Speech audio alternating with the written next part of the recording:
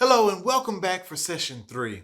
In this session, we're going to talk about how to talk so that children can learn. What we want to focus on is making sure that we keep our talking positive. We want to encourage children, telling them what to do rather than discouraging them. Because when children are discouraged to explore, it will eventually have a negative effect on their desire to learn and experience new things. So, in other words, we want to be able to train the monkey what and where to climb instead of keeping them tied to a stump. Okay? So, when you have children, they want to explore, they want to go out and see what's going on, what's the world about. And what we tend to do is we tend to tell children, don't do this, don't do that, stop it. In order for them not to get fussed at, the only thing they can do is sit there and be tied to a stump. So instead, we want to encourage them. It's okay to climb, you just need to know where to climb. It's okay to run around, we just need to know where to run. Okay? It's like teaching the lion to interact with others instead of locking them in a cage. So it would be great if you could be a lion and learn how to function amongst people. So people wouldn't be afraid of you and you wouldn't be afraid of people. Some children will actually cause fear with other children. Well, we got to teach those children how to behave and how to function amongst other kids. And that's on us to teach them. We got to know how to talk to them so that they can learn. Okay. So one of the most important parts of this is the concept of don't do don'ts. We want you to think about how often you use the words don't, stop, quit, or no, especially when you're dealing with kids. Okay.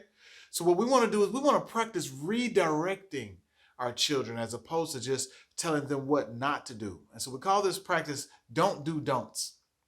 We want you to tell the children what you want them to do and use the opportunity to teach with something that could caught their interest. Okay. So in other words, let's say a child is climbing and they like to climb and you see that they like to climb. You want to tell them instead of don't climb, stop climbing. That's dope. That's doing a don't. No, don't stop it, quit. No climbing. Instead of telling them that, we're going to say, oh, I know you like to climb. However, let's keep our feet on the floor. And when we go outside, we're going to climb on the jungle gym. Okay? That's redirecting them. All right? You tell them what to do. What do you want them to do? You want them to keep their feet on the floor. Okay? That's what you want them to do. Instead of, if they're hitting, instead of telling them, stop hitting, don't hit. Yes, that's the natural way we'll deal with things. But what we want to tell them to do is we want to say, hey, be nice to our friends. Okay? Use nice hands. Be nice with our friends. All right? Give each other high fives. All right? Give her a hug instead of handling your hands in a negative way or telling them what not to do. All right.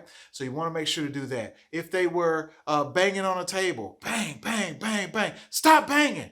Okay. What we want to do is instead of saying stop banging or don't bang on a table, we want to tell them, hey, we use the blocks on the floor and we build with them. Okay.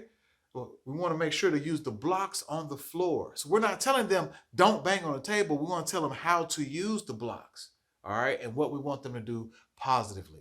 So I know that might be kind of hard to get out of the habit, especially if you have children or nieces and nephews and you're used to telling them, stop it, don't, quit, no, don't. That's just how we're used to talking. Okay. It's going to be a little bit of a stretch and a challenge to start using positive ways to communicate as opposed to using negative. But we really want you to start to do that. Okay. Now, another part of talking so the children can learn is accepting and acknowledging children's feelings.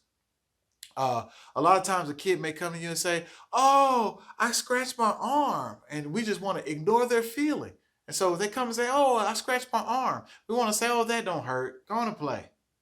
Well, you just totally ignored that child's feelings. So let's say you come to your significant other or your mom or whatever, and you say, I really didn't like the way you talked to me when you were around your friends. And they say, oh, you're being sensitive. Quit tripping. You're like, no, this is a legitimate feeling that I have. But they ignored your feelings. We want to make sure that we acknowledge our children's feelings. So when they come to us and say, oh, I scratched my arm, we say, oh, yeah, sometimes scratches can hurt. Yes, let me see. Oh, yeah. It looks like it's healing already, though. So we're going to give it a kiss and a pat on the arm, and we're going to keep on moving. You're going to be okay? Yeah, all right, fantastic. So we didn't ignore their feelings. We acknowledged the feelings. Oh, yeah, sometimes scratches can hurt. Okay. Maybe the next thing that they come to you with is, oh, I'm tired. The normal way we might deal with that, I don't care. We got to get up. Okay. We might do that at home with our kids when it's time to get them up and moving around or whatever. I don't care. It's time to get up. Well, instead of that, we want to acknowledge our children's feelings, okay? We want to say, listen, I understand you're tired, and that's why we take naps, and it's important to get a good nap, okay? So what we're going to do is we're going to get up and get us some water, wash our hands, go to the restrooms, wash our hands, and then we're going to come back, and you can chill out at the table and relax, and maybe that'll make you feel better, okay? All right, so this is a way you can acknowledge their feelings. Same thing when they're outside, they're playing around, they're thirsty. Oh, I'm thirsty, I'm thirsty. And normally we might say, oh, you're not about to die. That's ignoring their feelings. We want to acknowledge their feelings. Yeah, I get pretty thirsty too. You know what? We're going to get some water in just a minute. All right, we know that's the children's need, so we're going to take care of that. We're going to make sure we're on top of that. So if they do come and tell us they're thirsty, we take it seriously. But we're getting ready to get cleaned up out here and get ready to go inside anyway. We're going to make it in. So instead of you're not about to die, we're going to let them know, yeah, I get pretty thirsty too. I'm excited about getting some water, and we're going to do that as soon as we get this place cleaned up. All right. So that's acknowledging children's feelings, and that's important. Okay. Now, another thing we got to do is we got to consider how we sound when we're dealing with children. All right. So when we're considering their feelings, we want to find out, do we sound like a drill sergeant or a police officer or a flat out demon? So you tell me which one this is. Freeze! I said stop. Okay. That's the police officer. All right. I said stop. Da. Oh, okay. Or maybe it's a drill sergeant. Okay. The drill sergeant is like, hey, get yourself together. Do this, do that. I said don't. I said stop. I said that. That's the drill sergeant. Okay. Some of us deal with our children in a different way, and we sound like a flat out demon. If you don't stop, if you don't get yourself together. All right. That's that demon sound. All right. Or do we actually sound like an open, loving, caring individual when we're trying to deal with the children? Okay, guys, come on. It's time for us to go inside. Let's all get together and do this, that, and the other. All right. We got to make sure we consider how we sound when we're dealing with the children. And this is important because others are listening. The children are listening to you to consider how to deal with their friends. So if we deal with them in a rough manner, they're going to deal with the other kids in a rough manner. All right. So think about this too. When they line their Barbie dolls or their stuffed animals up at home and they're acting like they're the teacher, how are they going to talk to those stuffed animals? They're going to talk to them like you talk to them. So if their parents are walking by their bedroom and they see them with their stuffed animals laid out and looking like they're in class and they're saying, don't you do that. Now, I told you to sit down. You're going to get in trouble. If that's all they're getting, the drill sergeant, then the parents are listening. They're saying, oh my gosh, what are they getting at school? Same thing. If they come in and sound like a demon, I told you to sit down. If you don't sit down right now, I promise you, you're going to regret it.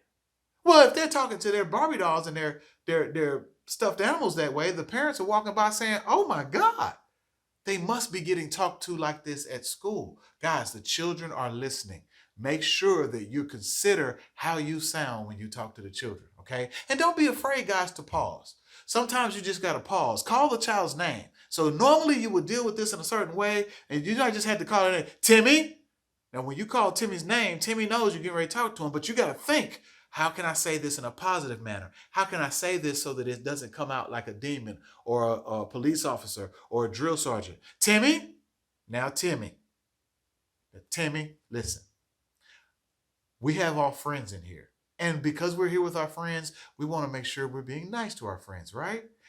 Yes, you paused. Timmy heard you call his name. So whatever he was getting ready to do or whatever he was getting into, he paused. He's paying attention to you now.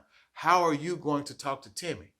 All right. This makes a difference, guys, and it's very, very important to our overall job. Okay. Now, when it comes to overcoming our drilling or our demon sound or the police officer or all that might be going on, it's a few things tactics you can use. One of them is to describe what's going on. Okay. You walk in a classroom, instead of just going off the handle about what's happening. You guys sit down. You guys got to do what I tell you to do. Instead of going into the room doing that, you go in and describe what's going on. Oh my gosh, my room is out of control. I want everyone to be able to get snacks and goodies in the goodie box when it's time for that. And I need my room to be in control in order for that to happen. Those kids that are close to you are going to listen to you. They're going to start to respond, and that's going to bring the energy level down. And as you do that, by describing what's going on, you can start to see an effect change. That keeps you from coming in drilling. Okay. You can also give information instead of making accusations. Like I just said, here's what's going on. Instead of saying you're doing this and you're bad, you're being this and you're bad. We don't want to label the kids. We'll talk about that in a second. But to overcome that drilling, you want to be able to name what's going on instead of making accusations, okay? You want to give a choice instead of laying down how it's going to be. We know you're the authority in the classroom. And when it comes down to it, we come in and we want to be the authoritarian and say, hey, you're going to sit down. That's laying down how it's going to be. Instead, we want to give them a choice, okay? Little Timmy, if you can either sit down, all right, or I can change your face from green to yellow. All right, if you get a yellow face, that means you don't get as much playtime as everybody else. Okay, which one do you want to do? And if Timmy chooses not to sit down, then you just go change his face to yellow. Now he made a choice, he made a decision, but you gave him a choice. And when he made that choice, now he recognizes, oh man, you're serious. So you don't have to drill, you don't have to yell in order for me to understand that you're serious, okay? So that's another thing. Another one is to use one-word reminders. You may have a kid that sucks on their fingers or sucks on their thumb. So when you look at them and you say, hey, so-and-so, Timmy, fingers. And when you let Timmy know, hey, fingers, he knows he shouldn't have his fingers in his mouth. He knows he shouldn't be sucking his thumbs. When you say, Timmy, thumb, that one-word reminder keeps you from drilling him and saying, Timmy, I done told you to keep your thumb out your mouth. That's drilling. Instead of that, Timmy, fingers, okay, keeps you from drilling. All right. Then another thing is to express your feelings instead of degrading. So a lot of times we tend to degrade the kids, degrade them and tell them what they're, who they're not. You know, you're not a good kid. You're bad. You're this, that, and the other. Again, putting labels on them. Instead of that, express your feelings. Timmy, it would really make me feel good if you would listen and sit down like I asked you to. Now Timmy's saying, oh man, I get to make Miss Jones feel good. Oh, I want to do that. Okay, so make sure you try to use these tactics as best you can. Again, sometimes it's about pausing and thinking, how can I get the result that I want without doing what I would normally do? Okay, that pause is really important sometimes.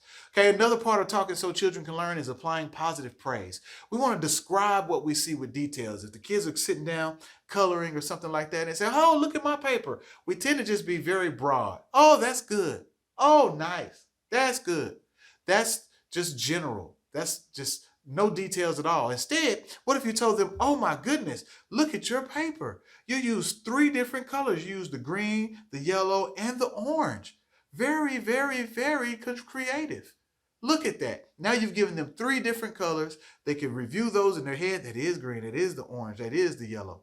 Okay. Now you've also shown them that you took the time to look at the details of their paper. You can tell them, oh my gosh, look at that. You did so good. You created circles and I see a triangle right here. Look at that. I even see straight lines. Sounds like you paid attention to what's on that paper. That's good stuff. You're applying positive praise, okay? You want to allow room for interjection. So when you tell them, oh my gosh, look at all these colors. Pause. Allow them to say, yeah, I use the yellow, I use the green. They may tell you what colors they use, okay? That's good. Give them a high five for that, okay? Always apply positive effort that's applied. Maybe they didn't stay in the lines this time, but they really sat down and they actually attempted to color. And you say, oh my goodness, look at how much time and effort you applied to coloring today. Huh? You use this color right here, and I see you switch colors and you use the orange over here. That's phenomenal. Okay? That's applying positive effort, positive praise to effort. Okay? It may not be perfect yet, but if they keep on sitting down and keep on coloring, then they're going to do that. And when you apply positive praise to their effort, then they're going to want to do that more and more and more. And again, just avoid the general compliments, the general, oh, that's good. Good job. Okay. You want to make sure to do that. Another thing we want to do, as we talked about before, is to avoid labeling. Your expectation is everything. So your expectation has an effect on your tone, on your body language, on your intensity, and on your passion. So what you want to do is to overcome the labeling. You don't want to label a kid. No kid is bad. I know you're like, LeBron, there's always some bad kids out there. Those kids are only bad if they haven't been to us yet. Now, of course, that's not realistic. There are some kids that are challenging, but we don't want to call kids bad. We don't want to label them as bad, because if we label them as bad, it's going to have an effect on how we deal with them. Okay. So to overcome those labeling habits and things like that, we want to express a different side of children than what they've previously been called. Their parents called them bad. Their cousins called them bad. We don't want to jump into that. We want to call them good children. Hey, you are so good. You're so smart. You're so tall. I mean, it could be such other things, but give them something else to identify themselves with. Okay. Offer verbal reward and appreciation and or recognition for a new behavior. If they're doing something that they're not normally doing, say, oh my gosh, you're sharing. Great job, Johnny. I see you sharing with Tina. That is so nice of you. You are such a nice, kind kid. Now they're getting an idea. Oh man, I do have the ability to be these good things. All right. So make sure you do that. Allow students to hear you or overhear you saying positive things about them. All right. Maybe you're talking to the parents. Parents say, how was it today? If all you got to say every time you go out is, it's pretty bad. Bad day. Just like every other day, he's bad. If that's what they hear, then that's what they're creating of themselves. And that's, again, you labeling that child. Instead, if they did that one good thing today, how was he today? Do you know Johnny was sharing today? He shared with Timmy. Now, you told Johnny that earlier, so now he hears you telling his mom that he shared today. So yes, he may have been a challenge the other parts of the day, but you told his mom he was sharing today. So now, tomorrow when he comes in, what do you think he's wanting to do? He's wanting to get opportunities for you to tell his mom he's done some good things. Guys, these are all strategies that we need to use. We cannot just force our hand to force kids to be good. We got to be strategic. We got to think. And these are all strategies. It may not come easy, but if you grow in these things, I promise it'll make your days a whole lot better. Okay. You also want to model the type of behavior you'd like to see. So when you're playing with the kids in the station, remember, you need to be interacting all the time. When you're playing with the kids in the station, you want to say, oh, I'll share with you, John. I'll share with you, Lisa. And when you do these things with the kids, now they're saying, oh, okay, well, Mr. LeBron shared, I want to share it too. Okay. You model the type of behavior that you want to see. All right. Remind students of their past accomplishments. So remind little Johnny that he shared on yesterday. Oh, Johnny, I'm still excited about how you shared those blocks yesterday with little Timmy. And when you tell him that, he's like, yeah, that's right. Now he takes pride in the things that he did well. Okay. And then state your feelings and expectations. Let them know when you feel good about something that they've done. And I promise you guys, if you can get these tactics down, I promise you they will help your days flow so much better, and they will help create a communication base and an opportunity for you guys to talk so that the children can learn. We're excited to have you and look forward to making sure that these things happen on a daily basis.